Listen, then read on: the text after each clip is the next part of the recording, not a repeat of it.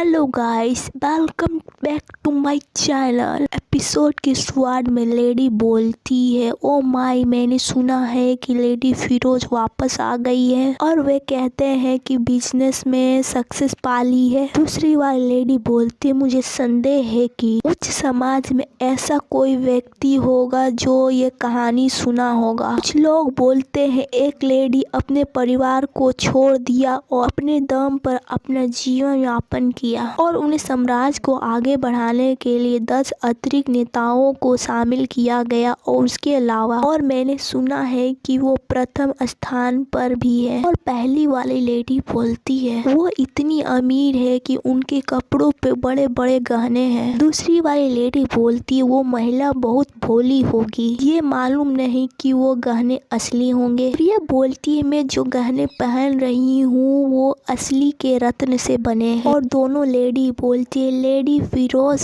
Urea बोलती है मेरी कंपनी यूरेल सिर्फ सौंदर्य के लिए बनाई जाती है और हमारे अतिरिक्त और पूर्ण इंजीनियर के साथ गठिन संबंध है और गहनों को भी बनाया जाता है। और लेडी आपकी त्वचा ड्राई लग रही है, अगर आप यूरेट पर जाएंगे तो मैं मॉइस्चराइजर का सिफारिश करूंगा जो आपके चेहरे के लिए अनुकूल हो और ये मेरी आशीर्वाद क्षमता से बनाई गई है, इसलिए मैं इसके लिए भावुक हो गई। लेडी बोलती है ओ सचमुच धन्यवाद लेडी, और जो मैंने पहले कहा था उसके लिए मुझे क्षमा कर दे, वो गलतफहमी थी और मैंने जान लिया था कि आप व्यापार के बारे में कुछ नहीं जानती। यूरेल बोलते है मुझे इस क्षेत्र में तब से रुचि थी जब मैं छोटा था, इसलिए कोई आश्चर्य की बात नहीं है और आपको इसलिए नहीं पता कि क्योंकि आपने ध्यान नहीं दिया है और आपके लिए तो हमेशा रिरिका की सुंदरता पसंद थी, है ना? और फिर भी तुम यह दिखा रहे हो कि तुम मुझे पहले से जानते हो और पहले से ही मेरे बारे में बात कर रहे थे। वो लेडी बोलती नहीं नहीं लेडी फिरोज, आपने गलत समझा, प्लीज मुझे समझाने का एक मौका दीजिए। यूरिया बोलती है मैंने अतीत में ऐसी तीखी बातें बोली होती तो बवाल मच जाता, लेकिन अभिमानी कुलीन लोग भी अपवाद नहीं है धन के सामने। मैं पैट्रिस प्रिय रोज ड्यूकस घराने की बड़ी बेटी के रूप में पैदा हुई थी। मेरे ऊपर मेरा भाई जी किशन है और मेरे नीचे सौतेली बहन निरिका है और ये दोनों भाई बहन मेरे जीवन का हिस्सा थे। और निरिका एक नाजायज संतान होने के बावजूद ड्यूकस में प्रवेश किया, लेकिन उसने स्वाभाविक उज्जवल व्यक्ति का जल्दी से प्यार जीत लिया। कुछ ही समय में उसके प्रभाव में आ गया और मेरे संकोची और उदास स्वभाव के कारण उसके साथ तुलना की जाती है और आकर्षक नवजात संतान और वंश परिवार की बेटी। और ये एक ऐसी कहानी थी जिसे लोगों ने पसंद किया है और बस इसी तरह हमारी भूमिकाएं तय हो गई। और लेकिन कम से कम मुझे आशीर्वाद के रूप में आशा थी और ये आशीर्वाद की शक्ति थी कि जो मरते हुए पौधे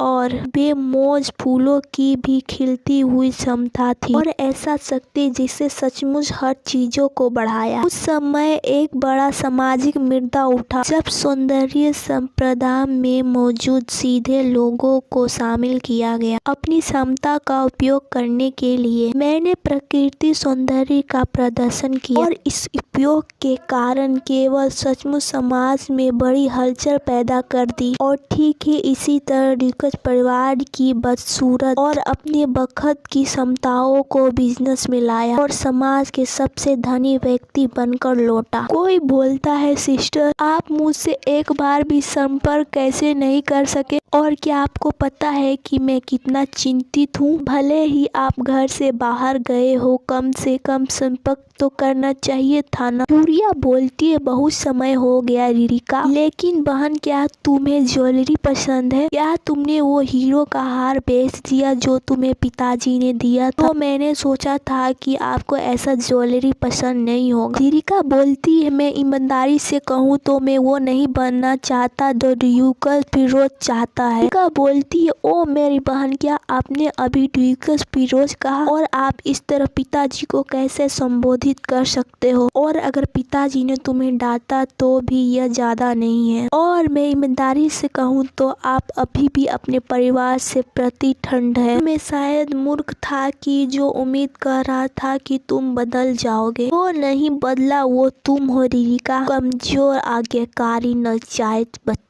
और मैं बेस बेटी जो उनके साथ कठोर व्यवहार करता हूँ। और ये वही तस्वीर है जो तुमने मेरे पीठ पीछे बनाई है। उसके फादर बोलते हैं, रिका सही कह रही है, आप अपने पिता को ड्यूकस कैसे कह सकते हैं और मेरे साथ अजनबी जैसा व्यवहार कर रहे हैं। रिका बोलती है, पिताजी मैं जानता हूँ कि तुम मुझे पसंद नहीं करते, लेकिन परिवार का वो बंधन नहीं है जिसे आप जिस तरह भी तोड़ दो। क्योंकि वो आपको पसंद नहीं करते, अब मैं आपका हाथ पकड़कर तुम्हें ले जाऊंगा। और ऐसे कैसे हो सकता है कि कोई भी मेरी उम्मीद से कभी भी मुक्त नहीं हो सकता है यूरेल? क्या यह अच्छा नहीं होगा कि आप अपने बड़े भाई के साथ नृत्य करो? यह सचमुच असंभव है और मैं पहले से ही आपके साथ सुरल होने का हाथ बढ़ा रहा हूँ। दूसरा यंग मैन बोलता है, लेडी यूरेल फिरोज प्लीज ऐसा मत करो, मेरे साथ क्यों नहीं डांस करते?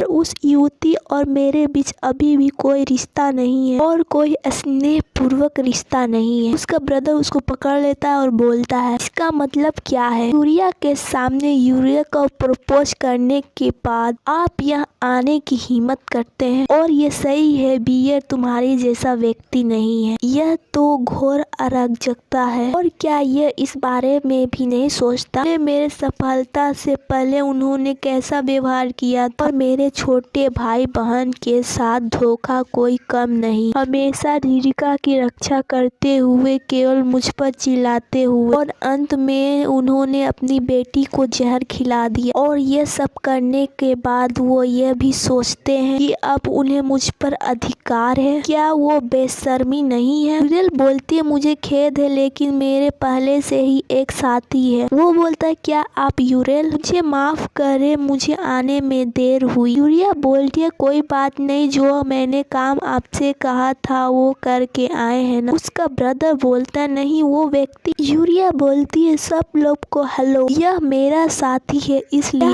आप सब अब जा सकते हैं। उस बदसूरत बकस से मेरे उत्पन्न जो हंसता, हंस के लिए तो यह अभी शुरुआत है। सायोनारा गाइस, अगले वीडियो में मिलते हैं। Hello guys, welcome back to my channel. यूरेल बोलती है, मेरी मृत्यु मुझे याद है, पिता और भाई कृपया मुझे बताएं, ठंडा मौसम अब बिना गर्मी वाला ठंड। उसके फादर बोलते हैं, आखिरकार ये दवा है, मैं तुम्हें दे रहा हूँ और इसलिए मैं तुम्हें तलवार से नहीं मार सकता और तुम इसका चुनाव करो। यूरिया बोलती है, अपनी बेटी को जहर देकर और उन्हें दवा कहते हैं, और हाँ उस तरह जीने के बजाय, और मैं अपनी माँ के पास जाना चाहता हूँ जो स्वर्ग में है। फिर वो उससे पी लेती है, फिर उसकी तबीयत खराब होती है, फिर उल्टियाँ होने लगती है खून की। उसका भाई बोलता है, पिताजी आपने उसे आसानी से मार दिया, अब तक उसने जो कुछ किया उसे देखते हुए। फादर बोलते हैं, अपने शब्दों पर ध्यान दो जैक्सन, आखिरकार वो तुम्हारी छोटी बहन थी। वो बोलता है, नहीं, जिस क्षण से सीलिंग आई मेरे पास केवल एक छोटा बहन और वो है। आज के ड्यूकस के परिवार को कोई नुकसान नहीं होगा आज के बाद, और मेरे पिता जो पहले से ही मेरे सभी निशान मिटाने की कोशिश कर रहे हैं, जबकि मैं खून की उल्टी कर रहा हूँ और उसके सामने ही मर रहा हूँ। मेरी जिंदगी इस तरह क्यों बदल गई? एक घिना दिश्ती जो सड़क के किनारे कचरे की तरह दिखता है, बेकार। एक दुखद जीवन अपने परिवार द्वारा मारा गया और जिससे मैं प्यार करती थी, ने भी मुझे धोखा दिया। ये सब व्यर्थ ही बेकार था जो बात मुझे यहाँ तक लाई, भले ही मैं पहले भाग गया था। कोई बोलता है, बस यहीं रुक जाओ दुष्ट। यूरिया बोलती, वीरा आप ऐसे कैसे कह सकते हो? क्योंकि वो एक समय एक आदमी था जिसे मैं पूरी जुनून के साथ चाहता था, मेरे हस्बैंड। और मुझे उस क्षण एहसास हुआ कि और सच्चाई यह है कि दुनिया में मुझसे कोई प्यार नहीं करता। वो बोलता है ऐसा नहीं है, लेकिन मेरी माँ का निहांत कुछ समय पहले ही हो गया, पर उसने मुझे जो प्यार दिया वो सच्चा था। और जब मैं छोटा था, जब मैं अपनी माँ की बाहों में खुश थी और मुझे किसी चीज की कोई जरूरत नहीं थी, और मैंने कभी नहीं सोचा था कि मैं इस तरह मरूंगा। यह एक सचमुच अंत है। और धीरे धीरे मेरी दृष्टि भी, और जैसे भी मेरी चेतना फीकी पड़ गई, एक भूली हुई दृष्टि फिर से उभर गई। आपने ये नोट पढ़ा है? ये एक विषय में है। ये इन दिनों ट्रेनिंग पेरोसिल सील जैसा है। प्लीज प्रक्रिया राजकुमारी से प्यार करें। मेन क्रिएटर एक लड़की है जिसका नाम लिरिका है। लिरिका का 24 साली जीवन जो अचानक एक दुखित परिवार की कुलीन महिला बन गई एक अमीर आदमी। पहले तो उसे विवाहित संबंध से पैदा हुआ और बच्ची समझकर नीची निगाह से देखा गया, लेकिन अपने उज्ज्वल और हंसमुख व्यक्ति से वो अपने पिता और भाई का स्नेह आजीवित करती है। यह उसकी खलनायक सौतेली बहन के हराने की कहानी थी। यह एक घिसी पीटी किंतु सुंदर कहानी है। ज्यूरेरिया पिरोज एक वरिष्ठ प्रतिष्ठा सहनायक चरित्र जो ईर्ष्या के कारण नायक को पीड़ा देता है। और मुझे ये बात अभी क्यों सूझी कि मैं हमेशा से ही यूरिया था। यह स्थान उस उपन्यास के अंतर था जिसे मैंने अपने पिछले जीवन में पढ़ा था। मुझे इस पर पहले ही ध्यान देना चाहिए था। जैसे ही लिरिका हमारे घर में दाखिल हुई, अपनी छोटी बहन से भी बदतर, उसने मेरे पिता और भाई के प्यार को अपनी ओर कर लिया और मैं धीरे धीरे उसकी दुश्मन बन गई। और जल्दी ही लिरिका ने साम्राज्य दायरा को भी अपनी ओर कर लिया। जितना ज्यादा उस लड़की को प्यार किया गया, उतना ज्यादा वो मुझसे नफरत करने लगी। और यहाँ तक कि मेरे हस्बैंड ने भी मेरा साथ छोड़ दिया और हमारी सगाई तोड़ दी गई। और अब मुझे समझ में आया कि मैं उनसे नफरत क्यों करती हूँ। वो मूल उपन्यास कृति और फिर भी मेरी माँ से मिलना ही मेरे लिए सौभाग्य की बात एकमात्र उपलब्धि थी। हाँ, अब मैं आपका अनुसरण करता हूँ। Good bye. थकी हूँ डूकस के परिवार के लिए, और मेरा दयनीय जीवन और मेरी मृत्यु बहुत दयनीय थी। कोई बोलता है यूरिया, वो बोलती है ये किसकी आवाज है? वो मेरी यूरेल। वो बोलती है माँ। उसकी माँ बोलती है क्या आपको अंत होश आ गया? यूरिया बोलती है क्या ये एक सपना है? उसकी माँ बोलती है चलो देखे तुम्हारा बुखार कैसा है। यूरिया बोलती है माँ यहाँ है। अरे भाई क्या तुम अभी भी दर्द में हो? क्या आपको कोई बुरा सपना आया था? डॉक्टर ने कहा है कि जल्दी ही बुखार उतर जाएगा और आप ठीक हो जाओगे। यूरिया बोलती है भयानक सपना। और क्या ये सब एक दुष्सर्प था? और ये असभ्य लगता है और सब कुछ सब उज्जवल था। क्या मैं मरा नहीं हूँ माँ? क्या ये सहयोग था? क्या ये स्वर्ग है? उसकी माँ बोलती है ओ तुम्हें बहुत दर्द हुआ होगा और आप क्यों मर जाएगी? आप अभी 29 वर्ष के हैं। वो बोलती है क्या अभी 29 साल हुआ है? और माँ हम यहाँ हैं। कि माँ बोलती है ओ अंदर आइए। लिरिका बोलती है बहन तुम जाग गई, मैं बहुत खुश हूँ। यूरिया बोलती है लिरिका उसका भाई जिग्नास भी है ना। सायोनारा गाइस, अगले वीडियो में मिलते हैं। Hello guys, welcome back to my channel. Lyrica बोलती है बहन तुम जाग गई, शुक्र है। यूरिया अपने मन में बोलती है क्या ये एक लंबा सपना था या फिर हो सकता है कि मैं समय में पीछे आ गया हूँ। उसकी मदर बोलती है बिल्कुल सही समय पर मैं डॉक्टर को बुलाता हूँ, तुम दोनों यूरेल को देखभाल करोगे? का बोलती है हाँ माँ आप चिंता मत करो, मैं ध्यान रखूंगा। वो बोलती है थैंक यू बेटा। उसका ब्रदर बोलता है आप कह रहे थे कि बीमार है और फिर भी बीमार होने का नाटक कर रहे हैं। ये आवाज मैंने पहले भी इसे सुना है। जब मैं गंभीर बीमार से ठीक हुआ था तब मेरा भाई भी मुझसे यही बात कह रहा था और ये सब एक भ्रम था। पिता द्वारा दिया गया जहर पीने के बाद दर्द इतना गंभीर नहीं होगा। और मैं अपने 19 वर्ष की सर्दियों में मर गया और मेरी माँ ने कहा कि मैं अभी 19 साल का हुआ हूँ। अगर ये सपना नहीं है तो क्या मैं 1 साल पीछे चल आया हूँ? अरे क्या तुम सचमुच बीमार हो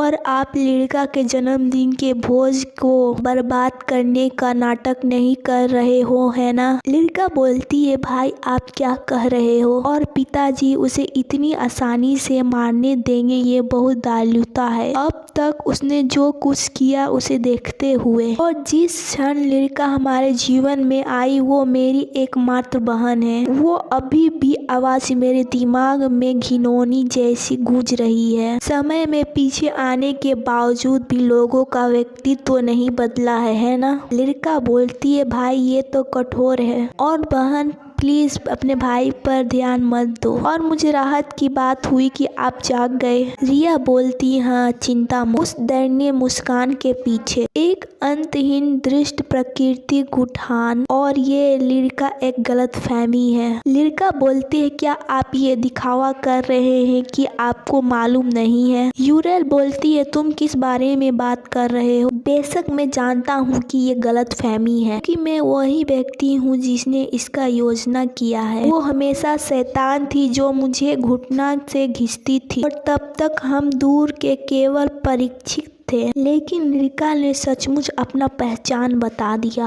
और आप काफी कुशल हैं। अगर आप बुरा ना माने तो क्या मैं आपकी मदद कर सकता हूँ? और कुछ ऐसा है जिसे मैं खत्म करना चाहता हूँ, और मुझे नहीं लगता है कि मैं ये काम अकेले कर सकता हूँ। और काश मुझे उस समय पता चल जाता तो। ये शैतान कानफूसी थी। लड़का बोलती है, यूरेल तुम ऐसे कैसे कर सकती है? लड़का के पास अपनी माँ की एकमात्र यागदान वस्तु है, और हमने अब तक लड़का के प्रति अपके दुर्व्यवहार किया है और अनदेखा किया है, लेकिन यह और मैंने उसका रुमाल नहीं पकड़ा। तो क्या आप यह कह रहे हैं कि लड़का ने अपनी माँ की यागदार वस्तु पकड़ ली है और आपके नौकर ने आपको पकड़ते हुए देखा, और केवल कढ़ाई क्योंकि उसने मुझसे पूछा? अवश्य गलत फहमी है, लेकिन मैंने नहीं सोचा था कि ये उसे पकड़ लेगी। लेडी यूरेल आप सचमुच चाहे उसे ना पसंद करो और अपनी बहन की माँ की यादगार के साथ ऐसा करना। यूरेल बोलती है, लेकिन क्यों? हर कोई लड़का का पक्ष क्यों लेता है? सर्वेंट बोलते हैं, लेडी यूरेल चाहे आप जो भी करे, आपकी माँ की यादगार का नापसंद करना ये अच्छी बात नहीं है। और उसके बाद लड़का मुझे फंसाने के लिए हर तरीका अपनाने लगी, और उसने मेरा सब कुछ चुरा लिया और मुझे खलनायक के रूप में प्रवेश किया ताकि हर कोई मुझ पे अंगुली उठाए। लड़का बोलती है, बहन आप शांत है क्या? आपको बुखार नहीं है? उसका भाई बोलता है, देखो मैंने कहा था ना वो नाटक कर रही है। वो सिर्फ आपके जन्मदिन के भोज को छोड़कर अपना मूड खराब करना चाहती है। ओ भाई यह सच नहीं है। बहन आएगी और इस कार्यक्रम को और शानदार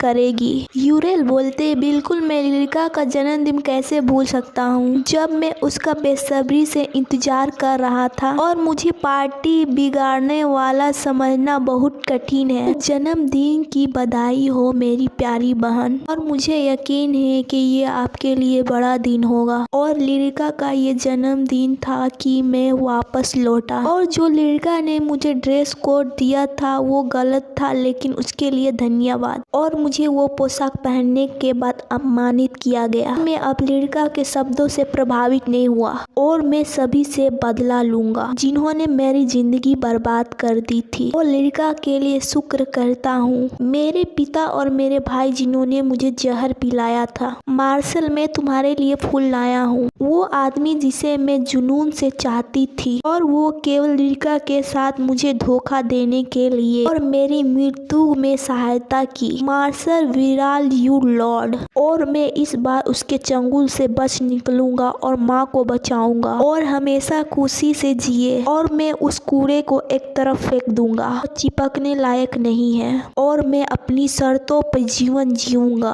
और पहला कदम यह वही आदमी होगा जिसे मुझे इतनी बुरी तरह से त्याग दिया होगा। आगे क्या होगा गाइस, सायोनारा, अगले वीडियो में मिलते हैं। Hello guys, welcome back to my channel. Surya बोलती है, चूंकि मुझे दूसरा मौका दिया गया है है। मैं अपने पिछले जीवन की मूर्खता गलतियों को कभी नहीं दोहराऊंगी। मेरी याद सर्दी की शुरुआत में पहली बार यह भी। फिर दरवाजे के पास कोई आता है, बोलता है अंदर आओ वीरा। अपने सौतेली बहन के साथ प्रेम संबंध के बाद अपनी मंगेतर से मिलने के लिए, जिसने मुझे कंगाल कर दिया और धोखा दी। विराल बोलता है मैंने सुना था कि आप बीमार थे, क्या आप ठीक महसूस कर रहे हैं? तथापि विनम्र है, लेकिन उनके स्वर और अभिव्यक्ति में मैं अपने लिए कोई वास्तविक चिंता पा नहीं सकता। अगर ये पुराना मैं होता तो मैं सोचता कि वो रुमाल फिर भी उनका व्यक्तिगत दयालु है, क्योंकि वो चिंता के कारण मेरे पास आया है। वो बोलता है बस वो था। रिका को अधिक देखने की कोशिश कर रहा हूँ, चाहे कोई बहाना हो। वास्तव में मुझे उसका आभास हुआ था, लेकिन मैं जानबूझकर यह दिखावा कर रहा था कि मैं जानता ही नहीं हूँ। वो रुमाल वो हमारे अपने जेब में रखना था, यहाँ तक कि मेरे पिछले जन्मदिन में भी उस रुमाल पर ड्यूक्स ऑफ पिरोल्स की कढ़ाई कर दी गई है। काउंट विराल परिवार नहीं। रुमाल देखो और लेना आम तौर पर प्रेमिकाओं के बीच का कार्य है, लेकिन वो चीज तो मैंने नहीं दी थी, बल्कि उन्होंने कहा। और यूरिया बोलती है मास्टर यह रुमाल मैंने इस पे कढ़ाई की है और मैं इसे सगाई के उपहार में देना चाहता था। वो बोलता है मैं आपकी भावनाओं को सराहना करता हूँ, लेकिन और अभी हम शादीशुदा नहीं है, इसलिए ये थोड़ा अजीब लगता है। यूरिया बोलती है ओ आपको मुश्किल में डालने के लिए मुझे खेद है। तुमने मेरे वाले रुमाल को इतने स्पर्श से अस्वीकार कर दिया। विराल बोलता है तुम सचमुच बहुत दुखी हो, आज तुम थोड़ा शांत लग रहे हो। बोलती है हाँ मैं अभी ठीक हूँ और हम वर्तमान में अजीब लग रहे हैं। मेरा वो संस्कार जो पहले मूर्खतापूर्ण ढंग से मुस्कुराना था और अब नहीं पता कि अब क्या करना है और ये समझ नहीं आ रहा है। और मार्शल असल में मैं जानता हूँ कि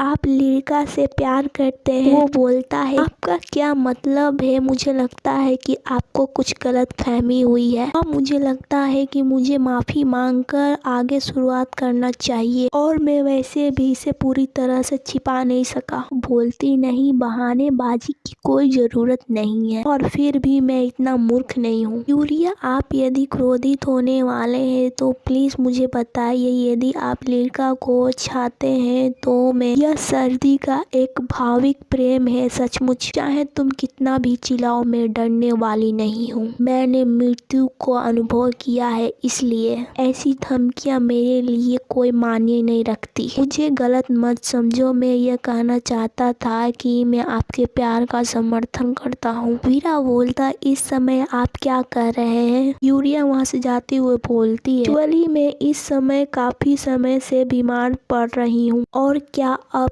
तक मैं अपने लिए बहुत ज्यादा जी रहा हूँ और जीवन और मृत्यु के बीच संघर्ष करने के बाद मैंने सोचना शुरू किया है। और यूरिया इतने समय तक मेरे साथ बच्चे जैसा व्यवहार करने के लिए धन्यवाद। यूरिया बोलते परिवार में सगाई करने वाले भागीदार का बदला जाना ये आम बात है, लेकिन समस्या यह है कि मेरे पिता शायद इसे स्वीकार ना करे और मेरे पास एक अच्छा रास्ता है। क्या आप सुनना चाहते हैं? और रुको मैं तुम्हारी जिंदगी गटर में फेंक दूंगा। रियोज की यंग लेडी प्रवेश कर रही है। वो लेडी है, वो बोलती है ओ ऐसा लगता है कि लेडी यूरिया आ रही है और वो हमेशा देर से आती है जैसा कि वो मुख पात्र है। दूसरा बोलती है वास्तव में, और क्या वो लेडी लिरिका का जन्मदिन पार्टी बर्बाद करने की कोशिश कर रही है? लिरिका उसको देखती है, बोलती ओ बहन आपका स्वागत है। उसका थोड़ा मुंह बन जाता है। मुंह क्यों बन जाता है आगे देखते हैं। यूरिया बोलती है क्षमा करे मैं थोड़ा लेट से आया। सही है, आपको आश्चर्य हो रहा होगा, आपने नौकरानी के जरिए मुझे साफ साफ बताया था ड्रेस कोड लाल है और हर कोई बहुत ही असाधारण पोशाक तैयार करेगा। उलट ड्रेस कोड केवल जन्मदिन पार्टी के मुख्य पात्र के लिए गुलाबी रंग पहनने का था। जबकि अतिथियों का नीला रंग पहनना था। लेकिन अब मैं क्या करूं जिसे तुम्हें उपहास बनाने का मौका ना मिले, और मैं नीला पहन कर आया हूँ। और हालांकि लिरिका एकमात्र चीज नहीं है जो आज आपको आश्चर्यचकित करेगी, और मैंने आपके लिए एक बड़ा जन्मदिन उपहार तैयार किया है। क्या वो यंग मास्टर वीरिया नहीं है? यह सही है कि वो लेडी यूरिया का मंगेतर है, यद्यपि लोग बोलते हैं वो यंग लेडी लिरिका के समान रंग का सूट क्यों पहन के आया है। सायोनारा गाइस, अगले वीडियो में मिलते हैं।